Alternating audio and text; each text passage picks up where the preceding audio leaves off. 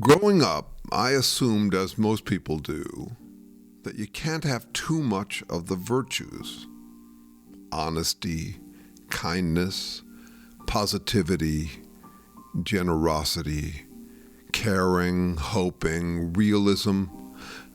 Turn them all up to infinity, thereby eliminating their inverses, the vices: dishonesty, unkindness, negativity.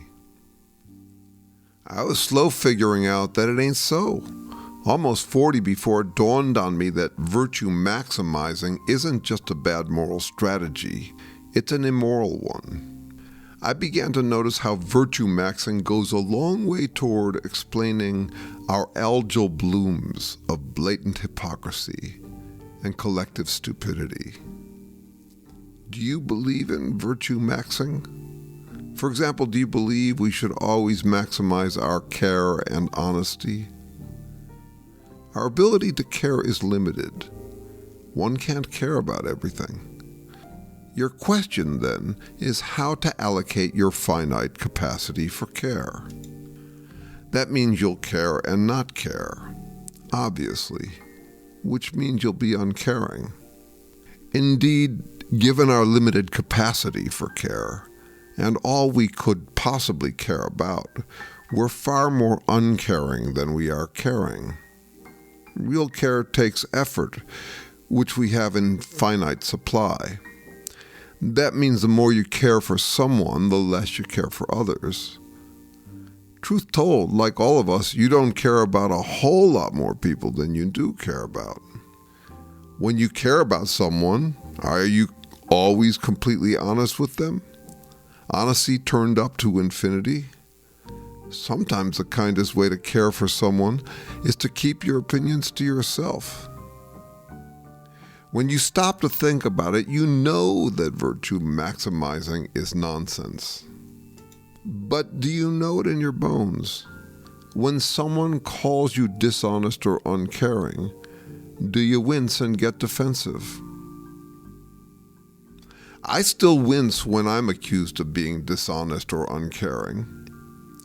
Wincing is good, but not for failing to virtue maximize, not for the moral violation of being less than completely honest and caring.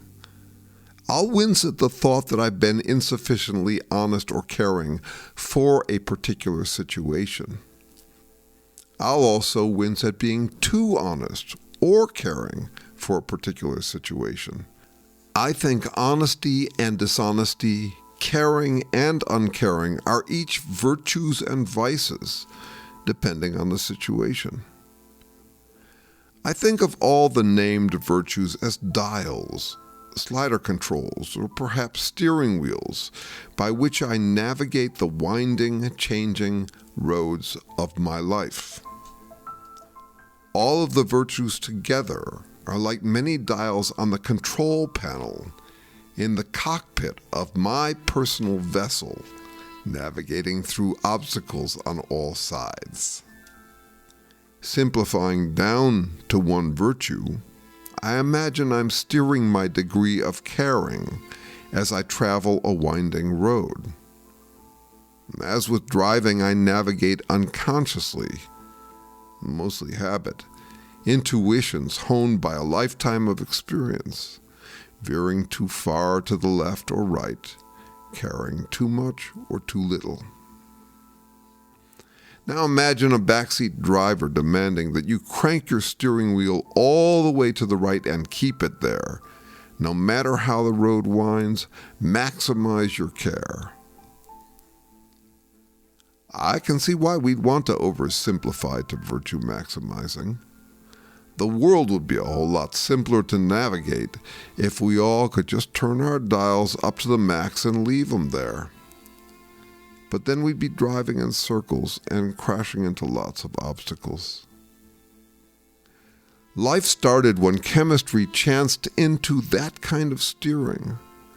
Also by habit, life's first habit for navigating winding, morphing roads strewn with obstacles. What we call agency or the struggle for existence, is just that capacity to navigate. For example, not being too open or closed for a particular situation. It's what we mean by responsiveness, changing our behavior to fit changing circumstances. My formative years were spent maximizing sincerity. I scorned the plastic people who were inauthentic and insincere. Sincerity happened to be the fad virtue in Marin County, California in the 1970s.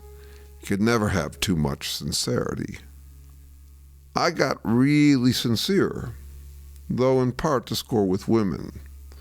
I wore my sincerity like bling because that's what all the cool kids were wearing. Now I see sincerity as one of those virtue dials or steering wheels.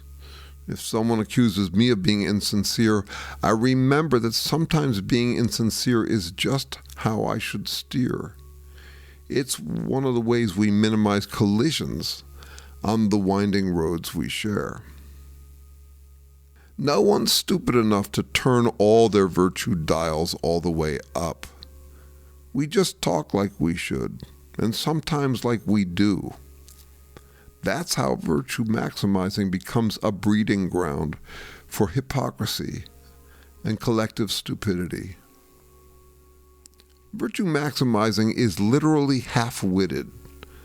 As half-witted as trying to always steer all the way to one side or the other. Turning up honesty, care, kindness, generosity, any of the virtues is half the wit we need to navigate our winding roads. Yet our reputations depend on maintaining the appearance of virtue maximizing. The way I insincerely maximize my sincerity to score with women. People get really good at appearing to virtue maximize while doing whatever the hell they hypocritically want. And backseat driving, scolding you for not maximizing some half-witted virtue. Some people are literally morons, piling more on and then more on. They posture like we should just turn the virtues up to infinity. All of them, always. Maximize honesty, maximize kindness, positivity, generosity, caring, hoping, realism, loyalty, or whatever other popular named virtue. Don't ever admit to being dishonest, unkind, uncaring. It'll ruin your reputation. And backseat drive everyone whenever you catch them failing to maximize. When someone accuses me of being uncaring, I want to strip off the virtue-maximizing BS and still check with myself about whether I feel appropriately caring or uncaring for the situation at hand. The same goes for when I accuse myself of being uncaring or caring too much. I know I'm in my chosen lane on the winding, changing road, when I'm about equally doubtful about whether I'm being too caring or not caring enough. That's my alternative to virtue-maximizing BS.